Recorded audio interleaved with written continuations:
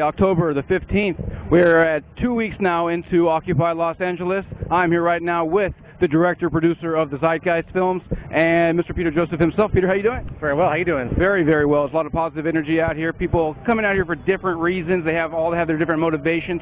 What do you see? What do you see within this movement? I see tremendous potential. Yes. Tremendous potential.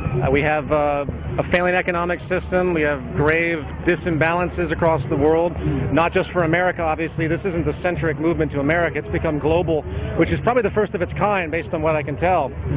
And that's a truly profound place to be as far as inspiring true change. I mean, even many years ago, we had our president in America run on the platform of change because they knew that the society was on the edge of something well, destabilizing. Right. And they needed that change. Unfortunately, there's nothing the political establishment can really do inherently to create the change that's needed, which is structural to the financial system. And that's why I'm here, and that's what the Zeitgeist movement's about. So I came here and I gave a talk, and I will come back. And my core role is to try and talk and educate and communicate to as many people as possible about some of the ideas of the movement and how the true structural flaws of this system need to be addressed. And the solutions denoted will not come through the political establishment. They won't come through corporate legislation, if you will. How will it come? It will come through probably a grassroots movement that rises up to put pressure on the system to such an extent that the very fabric of the financial structure will be overrun. It's pretty much the only solution that I see. It's something that I could spend a great length to speak about, but I encourage anyone out there, to read our materials of the Zeitgeist movement, of course, to watch Zeitgeist Moving Forward, right, which is free online, and you'll begin to see how the logic that many people here are catching on to will eventually lead them into the realization that this entire financial structure has to go. How do you address concerns, though? A lot of people talk about the Zeitgeist movement and the Venus Project, and they talk about all these good things. How do you address concerns, though, of handing over responsibility of decision-making over to, what we say, maybe robots or artificial intelligence? Some people haven't had clarity with exactly how you want the central planning to work. It's a very common misinterpretation. It's very much built into a lot of the sci-fi films people see and what they understand about technology and in artificial intelligence or anything like that. Right. The only premise that anyone needs to understand is calculation. We delegate our decision-making to computers and machines all the time, whether it's a spell check or whether it's just a simple calculator that we've had for years to calculate whatever we want to add together. Yes. It exceeds our capacity. It's more accurate. Human thought is fallible.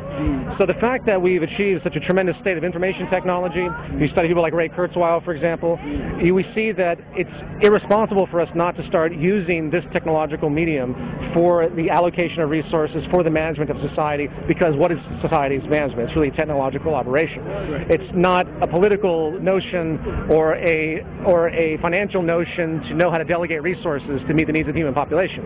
It's not the political notion to know how to use energy the most efficiently or create and utilize renewable energies where they are on the planet, how it assesses into a global system, what it means to have negative retroactions and to warrant against those so we don't involve in pollution.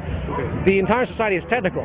So when you look at it as a calculation problem, you begin to see that the use of mechanization for labor and the use of, well, essentially calculation methods and protocols, algorithms, or what do you want to classically term artificial intelligence, is the only way to go, which, by the way, is where we already are anyway. The stoplights we already use are making these decisions for us. Most medical procedures go through a massive filtration system to decide what the actual solution is. Humans are more or less already working with the technology that decides what they're going to do. It's only that extra 5% that we step in to actually engage. And all we want to do is maximize that and make sure we get to the 100% or as close as we can so we have the most optimized, efficient means as possible. Now, I can see where you're going with it, though. Where's the human decision-making? Well, what I was going to say is there's also another concern that your idea is a very good idea, but how many people, the 99%, are actually going to be able to feel the wealth of it? I mean, doesn't it seem like if it's that good of an idea, the elites, the people we talk about, are going to hijack that? I mean, should I start to worry if MSNBC or Fox News starts reporting on the Venus Project? They won't. Why? They won't because this is a financial system. In order to utilize technology to replace human labor, which is already happening right now, at the expense of employment, which is why you have the unemployment that you see today. The unemployment that's existing today is because of technology at this foundational level, period. It's not a political or an economic issue. There's nothing the U.S. government is or will ever be able to do to generate the needed jobs that are on the horizon with our growing population, due to the fact that corporate cost efficiency will always demand technology because it's cheaper than human labor and more efficient. So in that logic comes a social imperative. The financial system can't work anymore. That's just one example, by the way, but we'll stick with that. Okay. And you're not going to hear Fox News or any of these people talk about a system that's contrary to the financial system because they gain so much from their financial advantage. It's culturally hegemonic, too, as I said on stage earlier. The entire system is created to perpetuate one class over another. If you become independently wealthy, multimillionaire, it's very, very easy for you to maintain that wealth and grow upon it, as opposed to myself or anybody else that takes loans to buy their car or their house.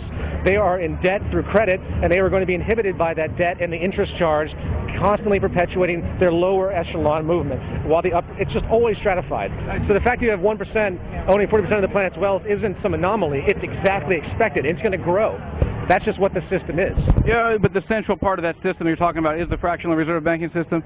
You've made that pretty... It's also the very foundation of the interest system and the way the banking establishment is set up. Fractional reserve element is a big part of it. That's the multiplication of money and the use of interest. But I'm sorry, go on. No, that's absolutely right. You did say 4 minutes. I really appreciate it, Joseph. I do.